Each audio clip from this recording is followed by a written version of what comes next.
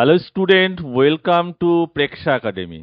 আজকে তোমাদের জন্য নিয়ে এসেছি দর্শনের একটি ক্লাস 12-এর থার্ড সেমিস্টারের যে এমসিকিউ বেসিক কোশ্চেন হয় তার উপর একটি ক্লাস। তো প্রথম অধ্যায় দর্শনের যেখানে ওয়েস্টার্ন মেটাফিজিক্স রয়েছে, আমাদের বুঝতে হবে প্রথমে এই ওয়েস্টার্ন মেটাফিজিক্সটা কী। ওয়েস্টার্ন বলতে আমরা সবাই বুঝি যে আমাদের পৃথিবীকে যদি দুই ভাগে ভাগ করি, একটা ইস্টার্ন পার্ট এবং আরেকটি ওয়েস্টার্ন পার্ট। তো আমাদের ইস্টে যেমন ভারতবর্ষ থেকে শুরু করে এশিয়ার বিভিন্ন কান্ট্রিতে যেমন আমরা কথা বলি, আমাদের বেশভূষা, আমাদের গান বাজনা, আমাদের খাওয়া দাওয়া যেমন পৃথক রয়েছে, আমাদের হিস্ট্রি, আমাদের জিওগ্রাফি যেমন পৃথক রয়েছে, তেমনি ওয়েস্টার্নেরও এরকম সব কিছুই পৃথক। তথাপি আমাদের ভারতীয় দর্শনও যেমন পৃথক, তেমনি ওয়েস্টার্নের দর্শনও অনেকটা পৃথক।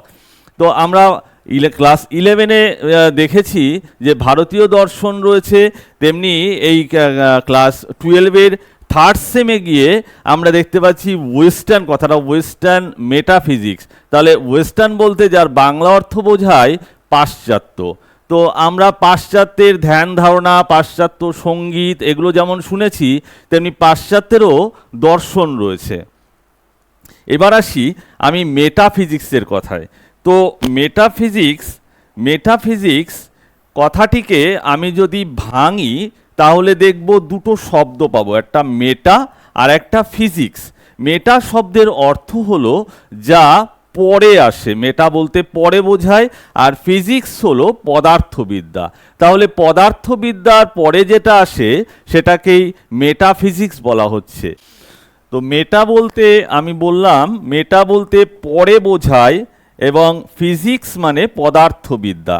তাহলে যা পদার্থবিদ্যার পরে আসে সেটাকে আমরা মেটাফিজিক্স বলবো। তো মেটাফিজিক্সের এখানে আমার থার্ড সেমে 3টে অধ্যায় রয়েছে, যেটা টোটালি ওয়েস্টার্ন ফিলোসফির উপরে বেস করে রয়েছে। মেটাফিজিক্সের প্রথম যে অধ্যায়টা রয়েছে সেটা হচ্ছে আমাদের সাবস্ট্যান্সের অধ্যায়। সাবস্ট্যান্স অর্থাৎ দ্রব্য। এই দ্রব্য সম্পর্কে আজকে তোমাদের প্রথম ক্লাসের এমসিকিউ বেসিক কয়েকটা কোশ্চেন আলোচনা করা হবে, যেগুলো খুবই ইম্পর্টেন্ট কোশ্চেন।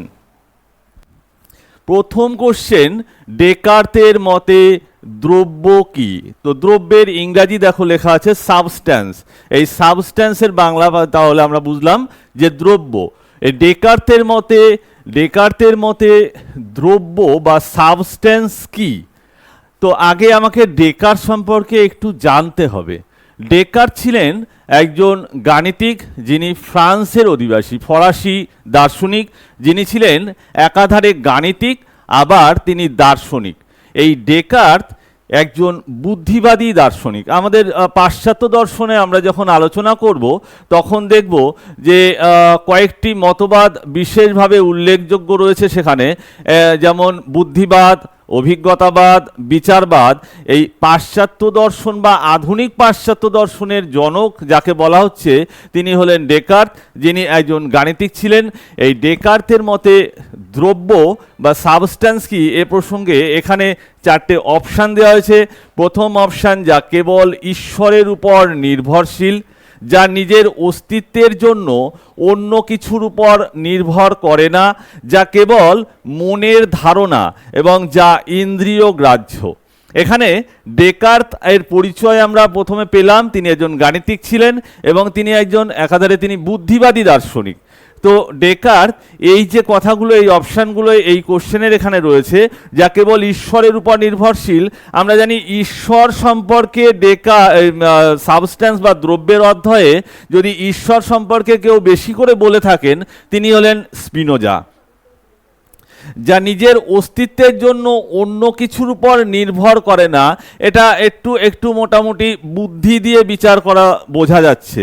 তো এখানে আমরা অপশান বিটাকে রাইট করতে পারি যে 2 নম্বর কোশ্চেন আমাদের এখানে দেখতে পাচ্ছি যে কগিটো আর্গো সাম। এই কোশ্চেনটির অ্যান্সার প্রথমে অপশানে রয়েছে স্পিনোজা, তারপর রয়েছে ডেকার্ত, সিতে রয়েছে লক এবং হিউম। এই স্পিনোজা এবং ডেকার্ত এরা দুজনই বুদ্ধিবাদী দার্শনিক।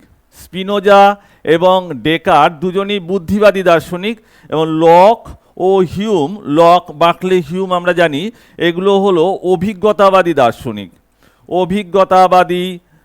অভিজ্ঞতাবাদী দার্শনিক।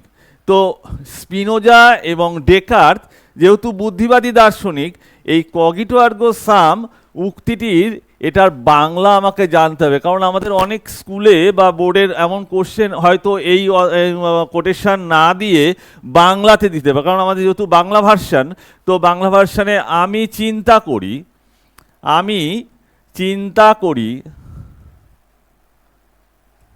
অতএব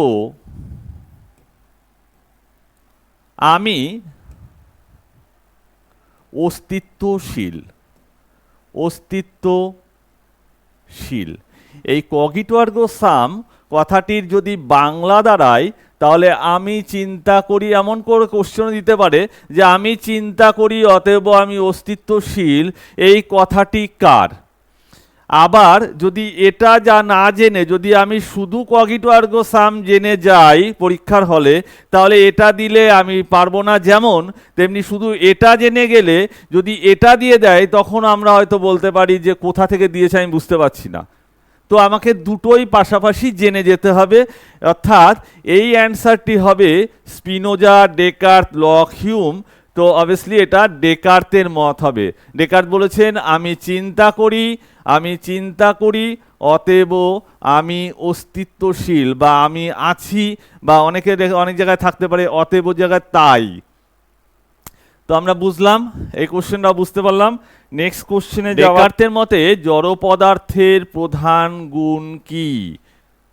আন্ডারলাইন জড় পদার্থ, এখানে বলছে জড় পদার্থের প্রধান গুণ কি? আমাদের যেমন প্রত্যেকটা বস্তু, প্রত্যেকটা ব্যক্তি, প্রত্যেকটা জিনিসে আমাদের পৃথিবীতে গুণ ছাড়া থাকতে পারে না। এই গুণ হলো এমন একটা বিষয় যা আকাশে ভেসে থাকতে পারে না। এগুলো একটা আশ্রয় বা একটা স্ট্যাবলিশ করার জায়গা প্রয়োজন, যার উপরে তাকে চেনা যাবে, তাকে বোঝা যাবে। তো জড় পদার্থেরও একটা গুণ আছে। পৃথিবীতে যে কোনো জড় পদার্থ একটা জায়গা জুড়ে অবস্থান করে, যে কোনো একটা জায়গা জুড়ে অবস্থান করবে, পাথর হোক, বালি হোক, কাঠ হোক, যাই হোক, যত জড় পদার্থ আছে তার প্রধান এবং প্রথম গুণটি হবে সে কতটা জায়গা জুড়ে বসে আছে, সেই জায়গাটা কেমন, বৃত্তাকার না চৌকাকার না আয়তকার, তার কালার, এগুলো তার পরের গুণ। কিন্তু প্রথমেই আমি জানবো যে একটি জড় পদার্থ, প্রথমেই যেটা আমি তার গুণটা পাবো যে সে কতটা জায়গা জুড়ে, অর্থাৎ কতটা জায়গা বিস্তার করে বসে আছে, এই গুণটি হচ্ছে তার প্রধান গুণ। তো আমাদের অপশানে প্রথমে দেখতে পাচ্ছি চিন্তা রয়েছে। তো চিন্তা নিশ্চয়ই জড় পদার্থ কখনো করে না, চিন্তা করে আমাদের মন। সেটা আমরা পরের প্রশ্নে পাবো, গিয়ে দেখতে পাবো যে চিন্তা কার গুণ সেখানে আলোচনা করা হচ্ছে। চিন্তা হচ্ছে মনের গুণ, তো মনই একমাত্র চিন্তা করতে পারে। আর বিস্তার রয়েছে, অনুভূতি রয়েছে, ইচ্ছা রয়েছে। এগুলি, এই অনুভূতি বলো, ইচ্ছা বলো, চিন্তা বলো, এগুলো সব মনের ডিপার্টমেন্ট। এগুলো কখনো একটা জড় পদার্থের ডিপার্টমেন্ট হতে পারে না। তো এই সব কোশ্চেন জানার জন্যে যে বিশাল কিছু জানতে হবে বা পড়তে হবে, এটা সাধারণ মানুষও বলতে পারে যে জড় পদার্থ মানেই হলো, অপশান দেখে বোঝা যাচ্ছে এই অপশানটা হবে বিস্তার। তো একটি জড় পদার্থের প্রধান গুণই হলো তার বিস্তারের যে দক্ষতা বা বিস্তারের যে বৈশিষ্ট্য সেটা। নেক্সট কোশ্চেন, ডেকার্তের মতে মনের প্রধান গুণ কি? তো একটু আগের যে কোশ্চেনে পেলাম যে জড় পদার্থের প্রধান গুণ বা প্রধান বৈশিষ্ট্য যেটা কি হতে পারে, সেটা পেলাম কি আমরা, বিস্তার। কিন্তু এখানে বলছে মনের প্রধান গুণ কি? ডেকার্তের মতে মনের প্রধান গুণ, তো মনের আমি একটু আগে আলোচনা করলাম যে মন এই চিন্তা নিয়ে আলোচনা করতে পারে। বিস্তার যেহেতু যদি জড় পদার্থ হয়, একটা জড় পদার্থ বা একটা গতিশীল পদার্থের একটা গতি আছে, তার একটা জড় পদার্থের সংখ্যা থাকতে পারে, কিন্তু মনের একমাত্র গুণ এখানে যতগুলো আছে অপশান, তার মধ্যে চিন্তাটা হচ্ছে সুইটেবল অপশান। দেখা যাচ্ছে যে কারণ মনেরই একমাত্র প্রধান বৈশিষ্ট্য বা প্রধান বৈশিষ্ট্য হতে পারে সেটা হলো চিন্তা, কারণ বিস্তার, গতি এবং সংখ্যা এগুলো সব জড় পদার্থের। তো এখানে ডেকার্তের মতে মনের প্রধান গুণ তাহলে পেলাম আমরা চিন্তা। নেক্সট কোশ্চেন,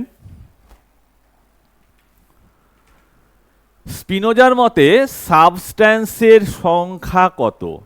তো স্পিনোজার থেকে সব থেকে গুরুত্বপূর্ণ কোশ্চেন, যেটা সবাই মোটামুটি জানে, যে বই খুললেই যে কোশ্চেনটা পাওয়া যায়, বিভিন্ন কোশ্চেন বিভিন্ন বই খুললে তোমরা দেখতে পাবে যে একটা সাধারণ একটা কোশ্চেন থাকে, সমান সমান দ্রব্য সমান সমান বা ইজিক্যাল টু ঈশ্বর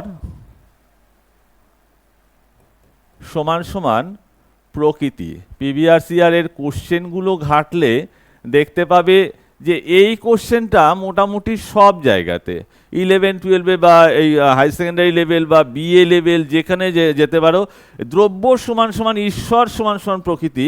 আমি প্রথম কোশ্চেনে আলোচনা করেছিলাম যে স্পিনোজা হলেন একজন ডেকার্তের মতো বুদ্ধিবাদী দার্শনিক, ডেকার্ত, স্পিনোজা অ্যান্ড লাইবনিজ। তো স্পিনোজা, বারুক স্পিনোজা দার্শনিক এবং যুক্তিবাদী, তিনি দ্রব্য সমান সমান ঈশ্বর সমান সমান প্রকৃতি বলেছেন। তো এই পৃথিবীতে বহু দ্রব্য থাকতে পারে, বহু অসংখ্য দ্রব্য আছে আমরা জানি, কিন্তু তিনি একমাত্র ঈশ্বরকে দ্রব্য বলেছেন। ঈশ্বরই হচ্ছে একমাত্র দ্রব্য। তাহলে স্পিনোজার মতে সাবস্ট্যান্সের সংখ্যা কত? সাবস্ট্যান্স মানে আমি আগে বলেছি দ্রব্য, সাবস্ট্যান্স বলতে বাংলায় বোঝাচ্ছে দ্রব্য। তাহলে দ্রব্য একমাত্র, স্পিনোজার মতে সাবস্ট্যান্সের সংখ্যা কত হতে পারে? তাহলে 1, 2, 3 অসংখ্য। তো এখানে স্পিনোজা বলেছে দ্রব্য সমান সমান ঈশ্বর সমান সমান প্রকৃতি। তার মানে পৃথিবীতে একমাত্র ঈশ্বরই দ্রব্য, আর কোনো কিছু দ্রব্য হতে পারে না, সেগুলো দ্রব্যের অংশ মাত্র হতে পারে, বা অবভাস হতে পারে, বা রিফ্লেক্স অ্যাকশন হতে পারে, বা বিচ্ছুরিত অংশ হতে পারে, এরকম হতে পারে, কিন্তু একমাত্র সৎ দ্রব্য যদি থাকে সেটা হলো ঈশ্বর। তাহলে স্পিনোজার মতে সাবস্ট্যান্সের সংখ্যা বোঝা যাচ্ছে এখান থেকে, অপশান এ, এক বা একটি দ্রব্য আছে, সেটা হলো ঈশ্বর। নেক্সট, ডিউসিভ নেচার উক্তিটির অর্থ কি? উক্তিটির অর্থ, প্রথম অপশান মনি জগৎ, ঈশ্বর অর্থাৎ প্রকৃতি, জড়ই সত্য এবং জ্ঞানী শক্তি। আমি একটু আগে যে এখানে বোর্ডে লিখে দিয়েছিলাম যে দ্রব্য সমান সমান ঈশ্বর সমান সমান প্রকৃতি, স্পিনোজা যে কথাটি বলেছেন সেইটা ধরেই ডিউসিভ নেচার উক্তিটির অর্থ এখানে পাবো ঈশ্বর অর্থাৎ প্রকৃতি। তাহলে যাহা দ্রব্য তাহাই ঈশ্বর তাহাই প্রকৃতি। তো এখানে অপশান বিতে আমি এই অ্যান্সারটি পেতে পারি যে ঈশ্বর অর্থাৎ প্রকৃতি, যাহা ঈশ্বর তাহাই দ্রব্য তাহাই প্রকৃতি। দ্য ডিউসিভ নেচার, এই উক্তিটির অর্থ দাঁড়াচ্ছে ঈশ্বর অর্থাৎ প্রকৃতি। নেক্সট,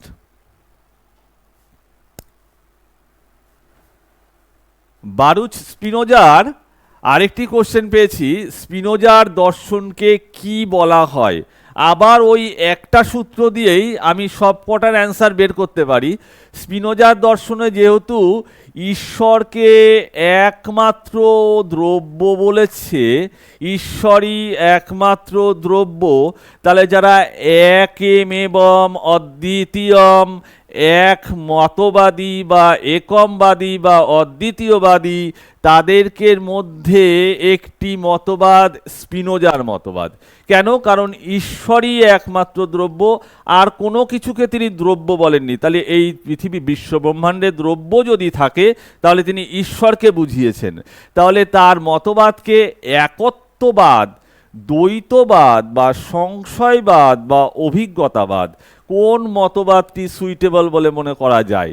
তো দ্বৈতবাদ মানে হলো দুই, যে মতবাদে দুটি দ্রব্যের কথা বলা হবে। একত্ববাদ মানে এক। সংশয়বাদ মানে আমার মধ্যে ডিলেমা রয়েছে, যে এটা হতেও পারে ইয়েস অর নো সংশয় রয়েছে। আর অভিজ্ঞতাবাদ মানে হলো আমাদের পূর্ব যে অভিজ্ঞতা রয়েছে তার সাথে বর্তমান বস্তু বা বিষয়ের যদি মিল পাওয়া যায় তাহলে আমি বলি জ্ঞানটি সত্য, আর যখন মিল না পাই তাকে আমরা বলে থাকি যে জ্ঞানটি মিথ্যা। এই যে মতবাদ তাকে বলা হয় অভিজ্ঞতাবাদ। এই অভিজ্ঞতার জন্য আমাদের মন লাগে, আমাদের ধারণা লাগে, আমাদের পূর্ব অভিজ্ঞতার ধারণার সাথে বস্তুর বা বাস্তব জ্ঞানের সাথে মিলের প্রয়োজন হয়। তো এখানে দর্শনকে স্পিনোজার মতে এটাও হতে পারে না। তাহলে এই দ্বৈতবাদ হলো না, সংশয়বাদও হলো না, অভিজ্ঞতাবাদও হলো না। তো একত্ববাদ বলতে ঈশ্বরকে যেহেতু এক বলেছেন তাই একত্ববাদটি হলো এখানে অ্যান্সার। নেক্সট কোশ্চেন, স্পিনোজার মতে মন ও দেহ কি? স্পিনোজার মতে মন এবং দেহ কি? বলছে দুটি পৃথক সাবস্ট্যান্স, আলাদা আলাদা সাবস্ট্যান্স হতে পারে না। কারণ একই সাবস্ট্যান্সের দুটি অ্যাট্রিবিউট, অর্থাৎ একটি কয়েনের যেমন এক পাশে হেড এক পাশে টেল থাকে, তো তিনি তো বারবার বলেছেন দ্রব্য একটাই দ্রব্য আছে, সেটা হলো ঈশ্বর একমাত্র দ্রব্য। তো তারই দুটি রূপ, এটা হলো একটা মন এবং একটা দেহ। স্পিনোজার মতে মন ও দেহ হলো একই সাবস্ট্যান্স, এর দুটি রূপ বা অ্যাট্রিবিউট। এটা হলো অ্যান্সার।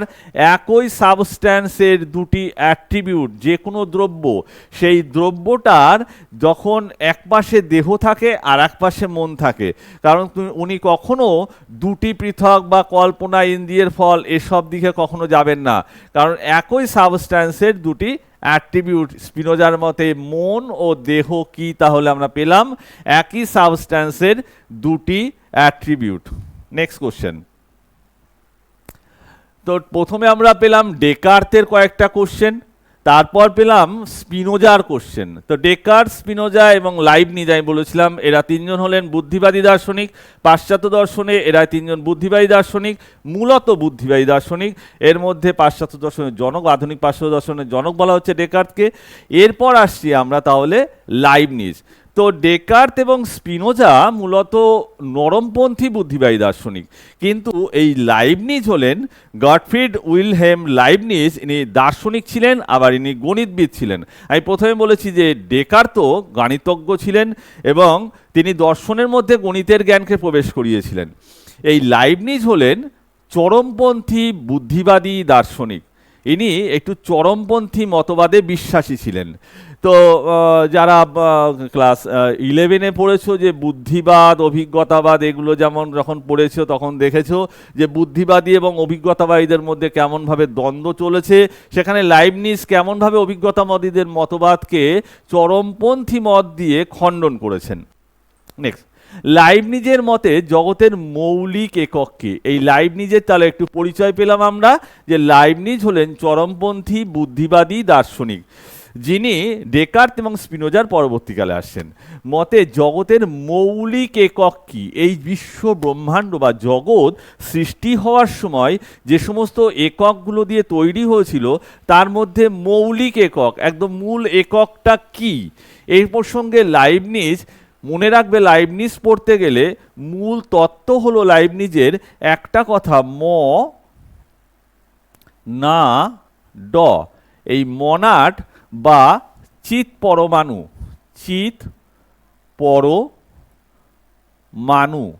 এই কথাটুকু মনে রাখতে হবে। লাইবনিজ পড়তে গেলে, লাইবনিজ সম্পর্কে যে কোনো শর্ট কোশ্চেন অ্যান্সার করতে গেলে এই কথাটুকু মাথার মধ্যে রাখলে যে কোনো শর্ট কোশ্চেনের অ্যান্সার করা যাবে। কারণ মনাড শব্দের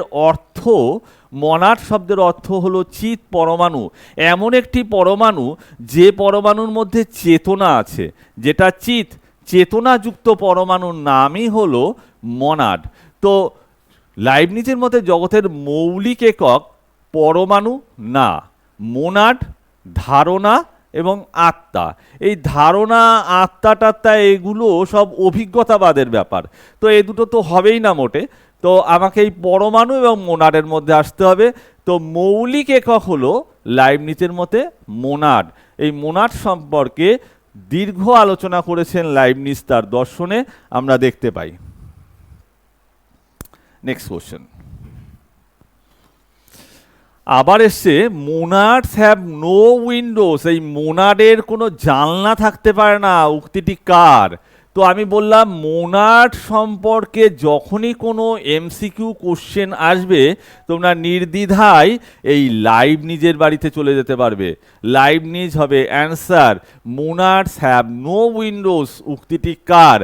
লক রয়েছে, লক একজন অভিজ্ঞতাবাদী দার্শনিক, নিশ্চয়ই মোনাড সম্পর্কে বলছেন না। লক, বাকলে, ইনিও একজন অভিজ্ঞতাবাদী দার্শনিক, এবং হিউম ইনিও একজন অভিজ্ঞতাবাদী দার্শনিক। তো একমাত্র লাইবনিজ রয়েছে বুদ্ধিবাদী দার্শনিক। তাহলে এই তিনজনের থেকে পৃথক আমি লাইবনিজ এভাবেও আমি অ্যান্সার করতে পারি, যদি আমার পড়া না থাকে, যদি আমার জানা না থাকে, তাহলে এই তিনটেকে যদি পৃথক করে দিতে পারি তাহলে ইনি একা রয়েছে বুদ্ধিবাদী দার্শনিক।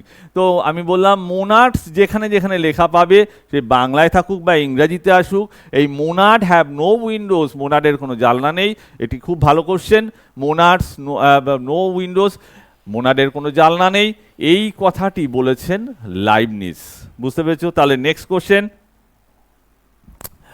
লাইবনিজের মতে সর্বোচ্চ মোনাডকে, আমি প্রথমে বলেছিলাম মোনাড থেকে যা কোশ্চেনই আসুক, যেমনই আসুক, যদি মোনাড থেকে লাইবনিজ থেকে কোনো কোশ্চেন দিতে হয় তাহলে মোনাডকে বাদ দিয়ে বা চিত পরমাণুকে বাদ দিয়ে অন্য অর্থে, অন্য ভাষাতে এই কোশ্চেনটার বাদ দিয়ে কোনো কোশ্চেন তৈরি করতে পারবে না কেউ। তো মোনাড, আবার দেখো লাইবনিজের মতে সর্বোচ্চ মোনাডকে, সব থেকে উঁচু, সব থেকে বড় মোনাডটিকে একটা বলেছে আত্মা, প্রকৃতি, ঈশ্বর, মানুষ। তাহলে সবার উপরে জগৎ সত্য বা সবার উপরে ঈশ্বর সত্য রয়েছে আমাদের এখানে। তো ঈশ্বর হলেন সব থেকে বড় মোনাড। আমাদের এখানে আত্মা বা প্রকৃতি বা মানুষ এ সব কিছুরই ঊর্ধ্বে রয়েছে, কারণ এ সব কিছুরই সৃষ্টিকর্তা হলেন ঈশ্বর। তাহলে লাইবনিজের মতে সর্বোচ্চ বা সব থেকে অধিক বা সব থেকে বড় যদি কোনো মোনাড থেকে থাকে তিনি হলেন ঈশ্বর। এটা কমন সেন্সে দিয়েও বের করা যাচ্ছে। নেক্সট, প্রি এস্টাবলিশড হারমোনি মতটি কার? প্রি এস্টাবলিশড হারমোনি মতটি, এটা যখন আমি স্পিনোজা বা লক বা হিউম, লাইবনিজ আমি দেখব, তখন দেখতে পাই যে স্পিনোজা হলেন একজন বুদ্ধিবাদী দার্শনিক। তেনার সবকটা মূলত ঈশ্বরকে কেন্দ্র করে, ঈশ্বর ছাড়া উনি কখনো কোনো কোশ্চেন বা কোনো আসতে পারে না ওনাকে নিয়ে। আর লক এবং হিউম এরা অভিজ্ঞতাবাদী দার্শনিক। তো প্রি স্ট্যাবলিশড হারমোনি মতটি হলো লাইবনিজের। নেক্সট, ইম্পর্টেন্ট না। লকের মতে মন জন্মের সময় কি থাকে? আগে আমাকে প্রথমে জানতে হবে জন লক একজন দার্শনিক ছিলেন এবং একজন রাজনৈতিক ছিলেন এবং চিন্তাবিদ ছিলেন। তো জন লকের এখানে আমাদের ফিলোসফিতে পরিচয় হলো, আমি একটু আগে বলেছিলাম জন লক হলেন একজন নরমপন্থী, বলা যেতে পারে নরমপন্থী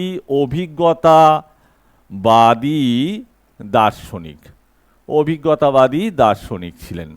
তো লক এই মন এবং মনের ধারণা এর সম্পর্কে বা এর উপরে বেস করে নানান কোশ্চেন দিয়েছেন। লকের সব থেকে বড় থিসিস হচ্ছে লক মুখ্য গুণ এবং গৌণ গুণের মধ্যে পার্থক্য করেছিলেন, যারা বাকলে খণ্ডন করেছিলেন, এটাও মনে রাখতে হবে। তো লক অভিজ্ঞতাবাদী দার্শনিক। তো লক এখানে যখন তিনি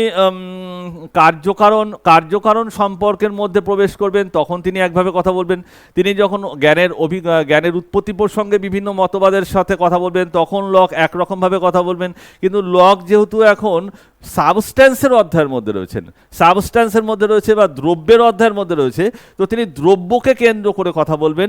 তাই তিনি বলেছেন মন জন্মের সময় সাদা অলিখিত কাগজের মতো থাকে। জন্মের সময় কি থাকে? সাদা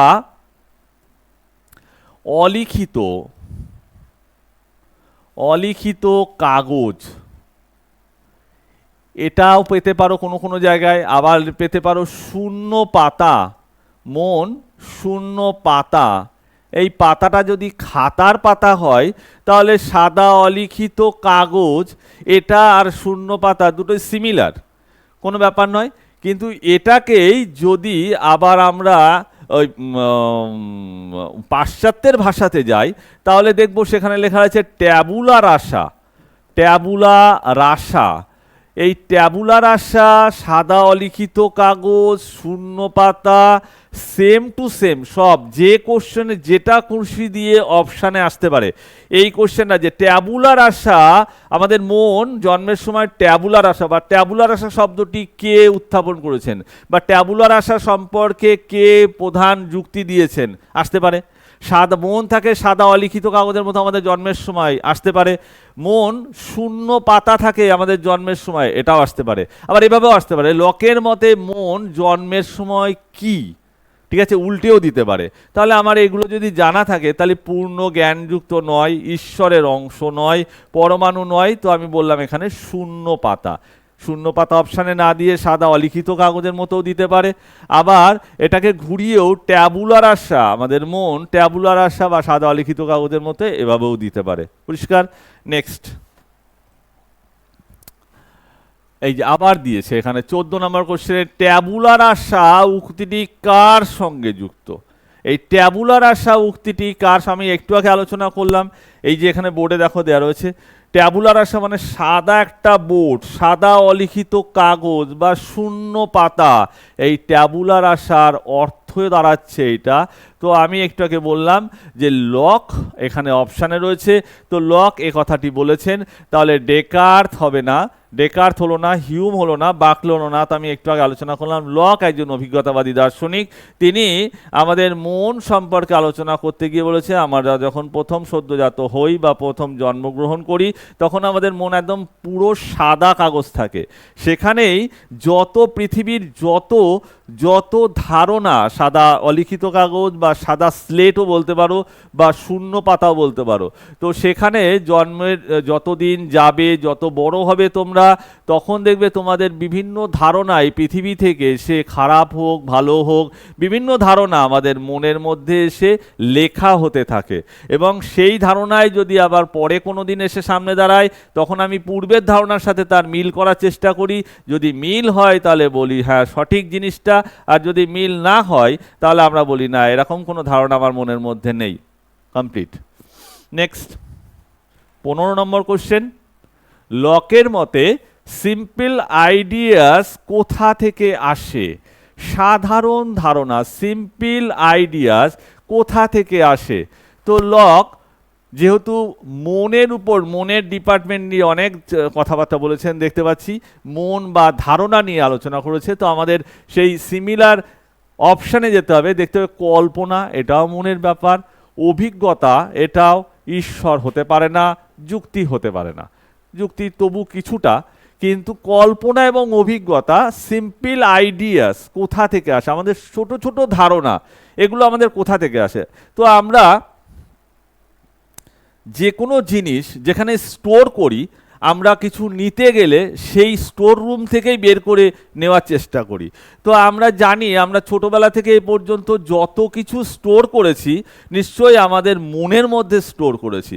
তো আমরা যখন সেটাকে বের করতে চাইবো, সেটাকে কাউকে দিতে চাইবো, সেটাকে কাউকে দান করতে চাইবো বা যা করছি না কেন সেটা আমরা মনের থেকেই বের করার চেষ্টা করি। তো তার জন্য আমাদের অভিজ্ঞতার প্রয়োজন হয়। আমার idea, I have no idea, আমি যদি বলি যে এ সম্পর্কে আমার কোনো ধারণা নেই, আমরা সারেন্ডার করে দিই, আই হ্যাভ নো আইডিয়া বলে দিই।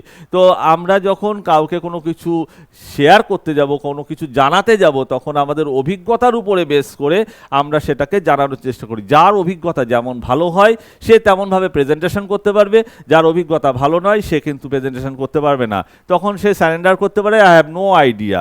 তো এখানে লকের মতে সিম্পল আইডিয়া, ছোট ছোট আইডিয়াগুলি আমাদের কোথা থেকে আসে? তো আমাদের অভিজ্ঞতা, বি অপশান কারেক্ট অ্যান্সার, অভিজ্ঞতা থেকে আসে।